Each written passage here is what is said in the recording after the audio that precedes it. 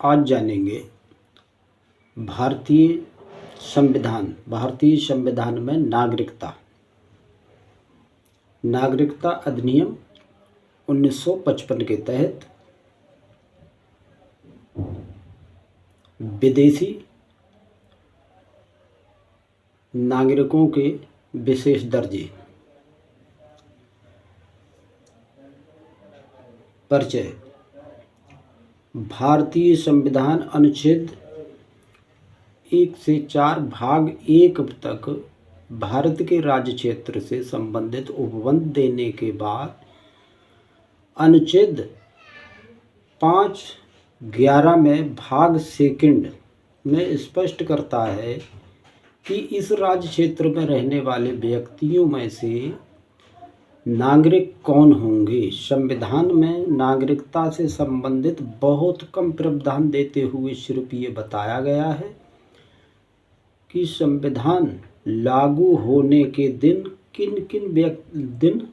किन व्यक्तियों को भारत का नागरिक माना जाएगा। बाद की स्थितियों के लिए नागरिकता संबंधी कानून बनाने की पूर्ण शक्ति संसद को दी गई है। इस शक्ति के आधार पर संसद ने सर्वप्रथम 1955 में नागरिकता अधिनियम पारित किया। उसके बाद उसने समय समय पर इस अधिनियम में प्रासंगिक संशोधन भी किए। व्यक्तियों के विभिन्न वर्ग। किसी देश में रहने वाले व्यक्तियों को उनके कानूनी दर्जे के आधार पर साधारणतया निम्न वर्गों में विभाजित किया जा सकता है। नागरिक किसी देश में पूर्ण सदस्य होते हैं। वे राज्य तथा संविधान के प्रति निष्ठा रखते हैं। उन सभी मूल अधिकार व बहुत से कानून अधिकार प्राप्त होते हैं तथा उनसे राज्य द्वारा घोषित कर्तव्यों का पालन करने की अपेक्षा की जाती है। कोई व्यक्ति किसी देश का नागरिक, इसकी सामान्यता कसौटी यह है कि उसके पास किसी देश का पासपोर्ट है या वो किस देश का पासपोर्ट प्राप्त करने की अर्हता रखता है। अन्वेषीय व्यक्ति ये वे व्यक्ति हैं जो किसी अन्य देश के नागरिक हैं। तकनीकी तौर पर उन्हें विदेशी भी कहा जाता है। अन्य देशीय व्यक्तियों को 2 वर्गों में विभाजित किया जा सकता है: मित्र अन्य देशीय तथा शत्रु अन्य देशीय। जिन देशों के साथ हमारा युद्ध चल रहा होता है उनके नागरिकों को शत्रु अन्य देशीय कहते हैं, जबकि शेष देशों के मित्र अन्य देशीय कहलाते हैं। अन्य देशीय व्यक्तियों को वे सभी अधिकार प्राप्त नहीं होते जो नागरिकों के पास हैं। देश के संविधान तथा अन्य अधिनियमों में स्पष्ट किया गया है कि उनके पास कौन कौन से अधिकार नहीं होंगे। उदाहरण के लिए भारत में अन्य देशीय व्यक्तियों को अनुच्छेद 21 के तहत जीवन का अधिकार प्राप्त है, किंतु अनुच्छेद 19 द्वारा प्रदत्त स्वतंत्रता का अधिकार प्राप्त नहीं है। शत्रु अन्य देशीय व्यक्तियों को कुछ अन्य अधिकारों से भी वंचित किया जा सकता है जो मित्र अन्य देशीय व्यक्तियों को दिए गए हों। उदाहरण के लिए अनुच्छेद 22 के 3 में गिरफ्तारी से संरक्षण के संबंध में जैसे विस्तृत अधिकार भारत के नागरिक तथा मित्र अन्य देशीय व्यक्तियों को प्राप्त हैं, वैसे शत्रु अन्य देशी व्यक्तियों को नहीं। राज्यविहीन व्यक्ति अंतीय छोटा वर्ग है। यह एक अत्यंत छोटा वर्ग है जिसमें विरल उदाहरण ही शामिल होते हैं। कई देशों में इस वर्ग में एक भी व्यक्ति नहीं होता। साधारण अवैध अप्रवासियों की नई पीढ़ियां इस स्थिति में होती हैं।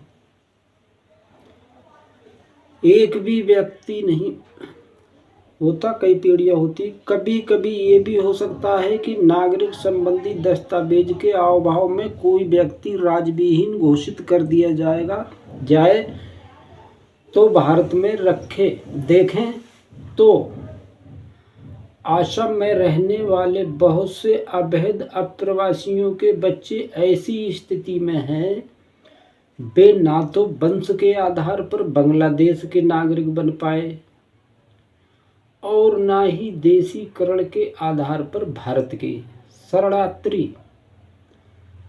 शरणार्थी उन व्यक्तियों को कहा जाता है जिन्होंने अपने मूल देश में नस्ल, धर्म, भाषा, राष्ट्रीयता, राजनीतिक विचारधारा या सामाजिक पहचान के आधार पर उत्पीड़न सहने या उत्पीड़न के भय के कारण किसी अन्य देश में शरण ली है। जैसे उदाहरण के लिए दलाई लामा, उनके समर्थक 1959 में भारत में प्रविष्ट हुए थे और उसके बाद भी बहुत से तिब्बती भारत आते रहे हैं। उनमें से अधिकांश व्यक्तियों को वर्तमान में अस्थायी शरणार्थी का दर्जा मिला हुआ है। नागरिकों के विशेषाधिकार। प्राय सभी देश अपने नागरिकों को शेष व्यक्तियों की तुलना में कुछ विशेषाधिकार देते हैं। राष्ट्र की सुरक्षा से जुड़े विषय में ऐसा प्रमुख रूप से देखा जा सकता है कि भारतीय संविधान भी कुछ ऐसे अधिकार रेखांकित किए गए हैं जो सिर्फ नागरिकों को ही प्राप्त हैं, शेष व्यक्तियों को नहीं। संविधान के अलावा कुछ अधिनियम भी ऐसे वर्गीकरण करते हैं। ऐसे अधिकार निम्नलिखित हैं। अनुच्छेद 15 द्वारा दिया गया भेदभाव के प्रतिरोध का अधिकार।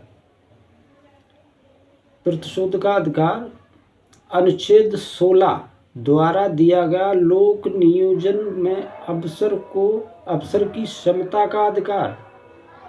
अनुच्छेद 19 द्वारा प्रदत्त व्यक्तियों के स्वतंत्रता व अन्य अधिकार। अनुच्छेद 29 द्वारा दिया गया भाषा, लिपि व संस्कृति के संरक्षण का अधिकार। कुछ संवैधानिक पदों पर नियुक्तियों का अधिकार। ये पद हैं राष्ट्रपति अनुच्छेद 58, उपराष्ट्रपति अनुच्छेद 66, सर्वोच्च न्यायालय के न्यायाधीश अनुच्छेद 124, अनुच्छेद न्यायालयों के न्यायाधीश अनुच्छेद 217, राज्यों के राज्यपाल अनुच्छेद 157, भारत का महान्यायवादी अनुच्छेद 76, राज्यों के महाधिवक्ता अनुच्छेद 165, संसद की सदस्यता अनुच्छेद 84 तथा राज्य विधान मंडलों की सदस्यता अनुच्छेद 191 की अर्हताएं। लोक प्रतिनिधित्व अधिनियम 1950 के तहत मतदान करने का अधिकार। भारतीय नागरिकता के स्वरूप के संबंध में 3 महत्वपूर्ण बातों पर विचार किया जाना जरूरी है। नंबर 1, भारत राज्य एकल नागरिकता अर्थात राष्ट्रीय नागरिकता को भी मान्यता देता है। दोहरी नागरिकता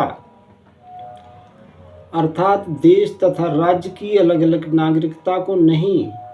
नंबर 2, भारत राज्य अपने नागरिकों को सिर्फ भारतीय नागरिकता धारण करने की अनुमति देता है, एक साथ एकाधिक देशों को नहीं। इस सिद्धांत को भी दोहरी नागरिकता की बजाय एकल नागरिकता का समर्थन करना कहा जाता है। हालांकि यहाँ एकल तथा दोहरी नागरिकता का अर्थ अलग है। तथा तीसरा, भारत में सिर्फ प्राकृतिक व्यक्तियों को नागरिकता दी जाती है, विदेशी व्यक्तियों को जैसे कंपनी, निगम आदि को नहीं। एकल नागरिकता का अर्थ है कि देश के सभी व्यक्ति सिर्फ देश के ही नागरिक हैं, वे किसी राज्य या प्रांत विशेष के नागरिक नहीं।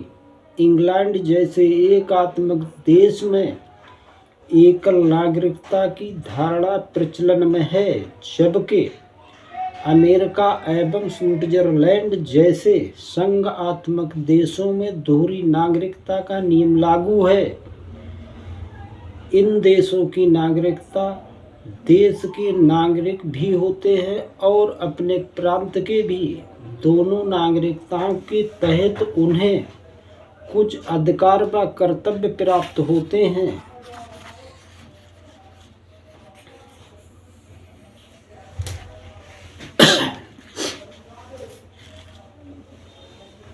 जहाँ तक भारत का प्रश्न है, यहाँ एकल नागरिकता स्वीकार की गई है। इस विषय में भारतीय संविधान एकात्मकता के पक्ष में झुका हुआ है, न कि संघात्मक के पक्ष में। एकल नागरिकता के अपवाद भारत में एकल नागरिकता की व्यवस्था लागू है, किंतु ऐसे प्रावधान आवश्यक है जो विभिन्न राज्यों के नागरिकों के में भेदभाव की संभावना पैदा करते हैं। ऐसे प्रावधान निम्नलिखित है। संविधान का अनुच्छेद 15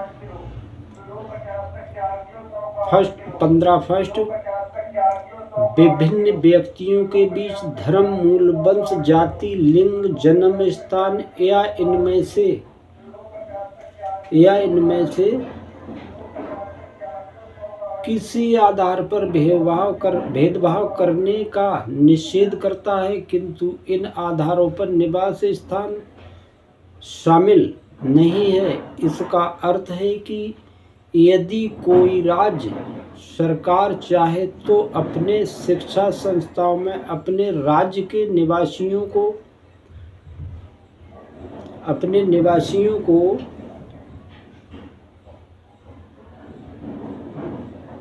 विशेष सुविधाएं जैसे दाखिले में आरक्षण, शुल्क में छूट दे सकती है। अनुच्छेद 16(3)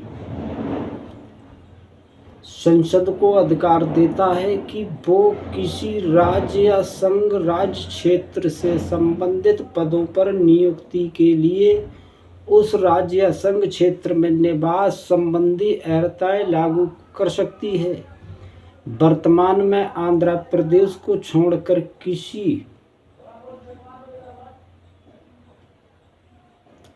भी राज्य में ऐसी व्यवस्था लागू नहीं है। ये व्यवस्था संविधान के 32वें संशोधन 1973 द्वारा संविधान में अनुच्छेद 371 घ जोड़कर लागू की गई थी।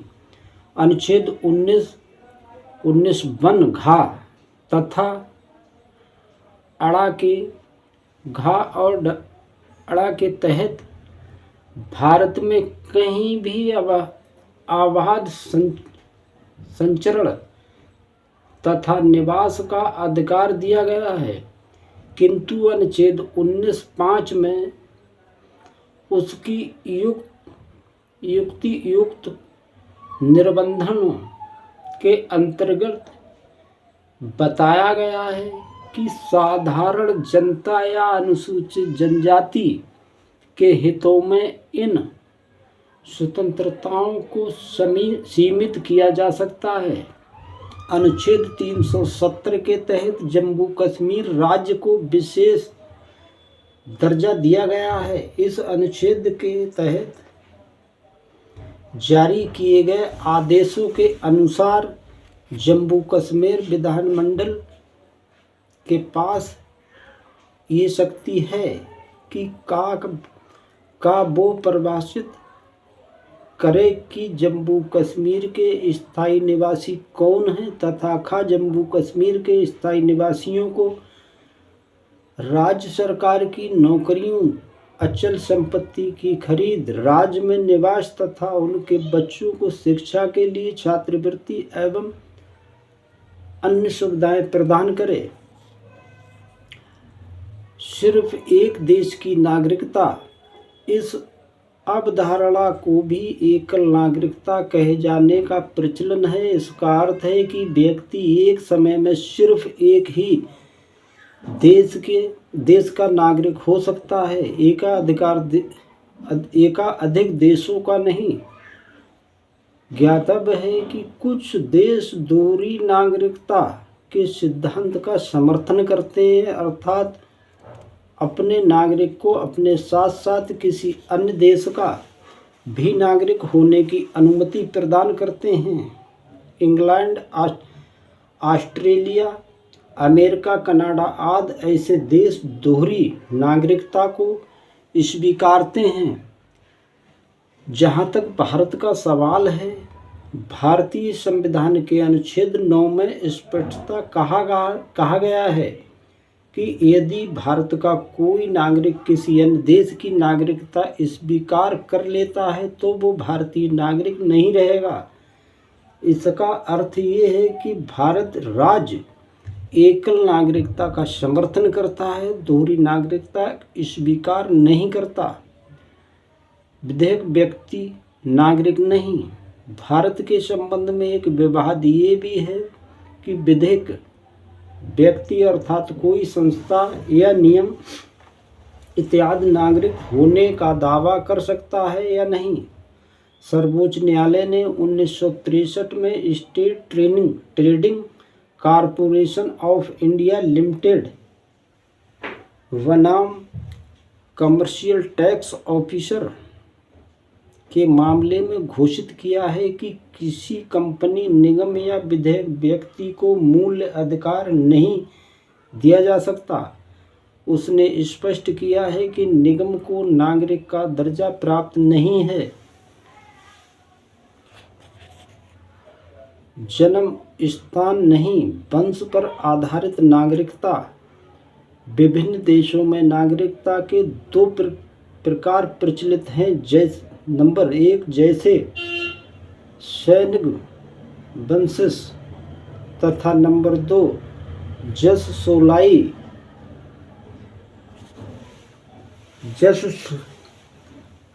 जस सैनी गुबनिस का अर्थ होता है कि रक्त का अधिकार। कई देश नागरिकता का निराधरण इस सिद्धांत के आधार पर करते हैं। इसके अनुसार देश के नागरिक बच्चे नागरिक होंगे चाहे वो जहाँ भी पैदा हों, और अनागरिक के बच्चे देश के भीतर जन्म लेकर भी नागरिक नहीं बनेंगे। 19वीं सदी में जर्मन इस सिद्धांत का प्रमुख समर्थक देश था। दूसरी तरफ जस सोलाई का अर्थ है कि भूमि का अधिकार। नागरिकता के इस सिद्धांत में व्यक्ति की नागरिकता उसके जन्म स्थान से तय होती है, न कि रक्त या वंश से। फ्रांस इस सिद्धांत का प्रमुख समर्थक रहा है। यह सिद्धांत इस बात को मानता है कि राज्य विहीन व्यक्तियों के बच्चों को भी जन्म स्थान के आधार पर देश की नागरिकता दी जानी चाहिए। अमेरिका में वर्तमान ये सिद्धांत ज़्यादा प्रचलित है। अधिकांश देश अपने नागरिकता संबंधी नियमों में दोनों सिद्धांत का सम्मिश्रण करते हैं कि भारत वर्तमान में रक्त संबंधों का महत्व ज़्यादा है। जन्म स्थान का कम 1950 से 1987 तक भारत में जन्म लेने वाले हर बच्चे को भारतीय नागरिकता दी जाती थी, जो कि भूमि के अधिकार का समर्थन था। 1987 तथा 2004 में नियम कठोर किए गए,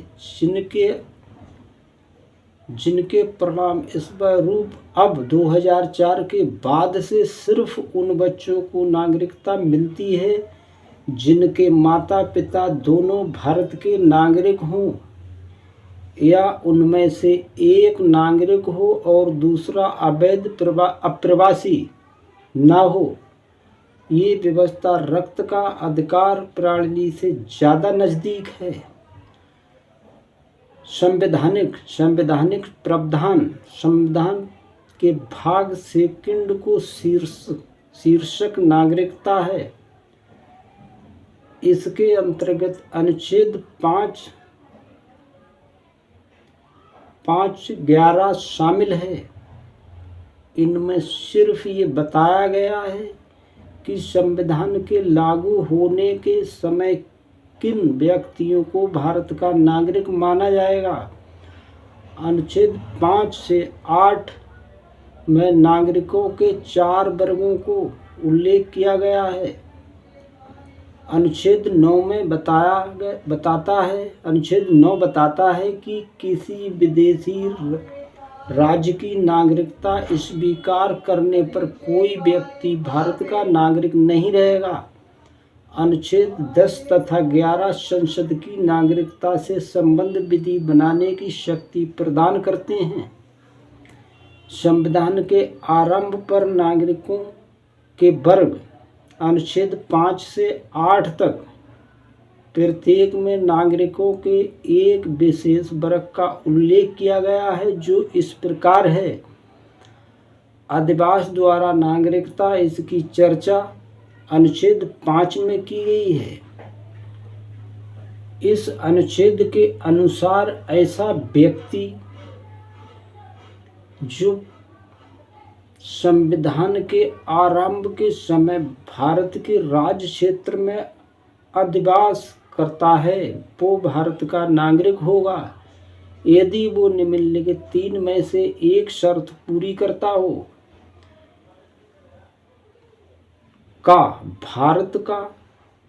वो भारत के राज्य क्षेत्र में जन्मा हो, अथवा उसके माता पिता में से कोई एक भारत के राज्य क्षेत्र में जन्मा हो, अथवा वो संविधान के प्रारंभ से ठीक पहले कम से कम 5 वर्षों तक साधारण तौर पर भारत का निवासी रहा हो।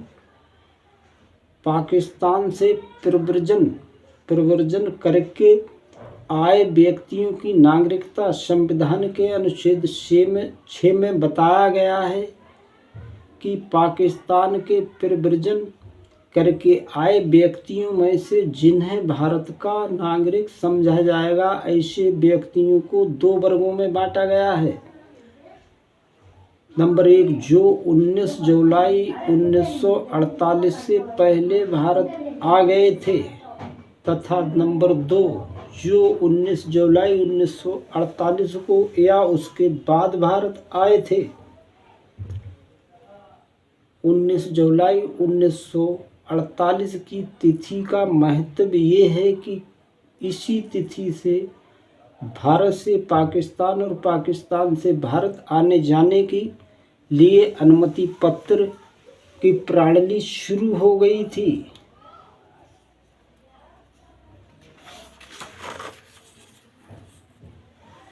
अनुच्छेद 6 के अनुसार पाकिस्तान से प्रव्रजन करने वाला कोई व्यक्ति भारत का नागरिक तभी समझा जाएगा जब वो 2 शर्त पूरी करता होगा।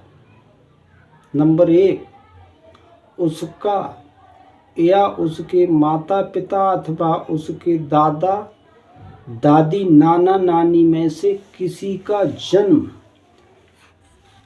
भारत शासन अधिनियम 1935 द्वारा परिभाषित भारत के राज्य क्षेत्र में हुआ हो। नंबर 2,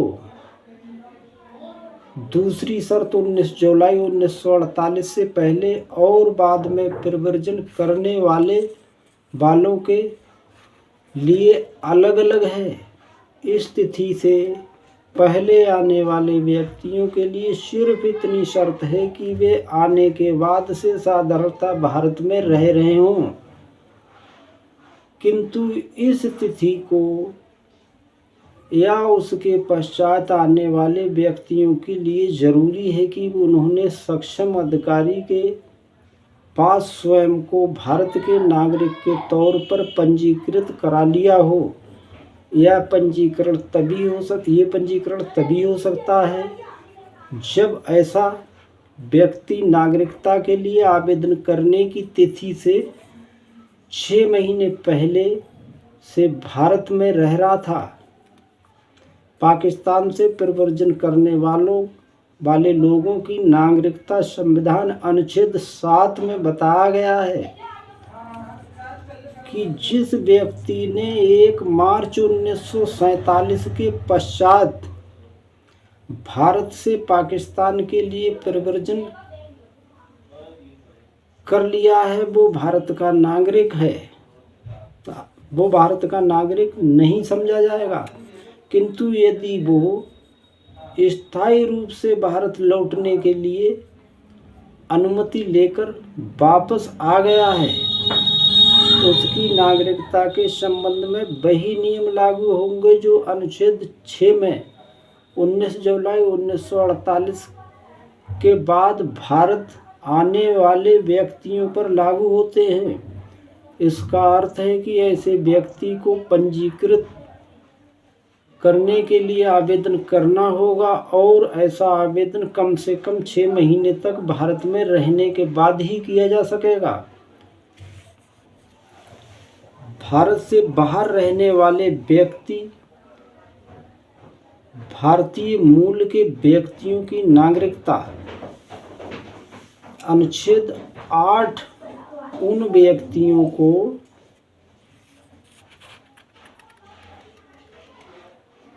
नागरिकता का उपबंध करता है जो संविधान के प्रारंभ के समय भारत के निवासी नहीं थे, किंतु वे भारतीय मूल के हैं। इसके अनुसार जिस व्यक्ति का जन्म अथवा उसके माता पिता का जन्म दादा नानी में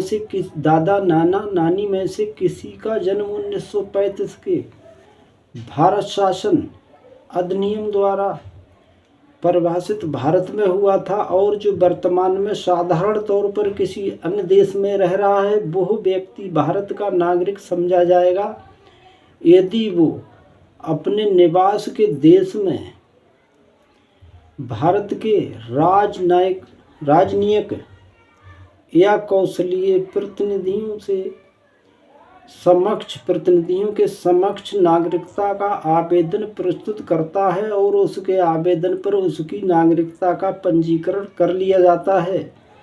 नागरिकता की सहमति अनुच्छेद 9 स्पष्ट करता है कि यदि किसी भारतीय नागरिक ने स्वेच्छा से किसी विदेशी राज्य के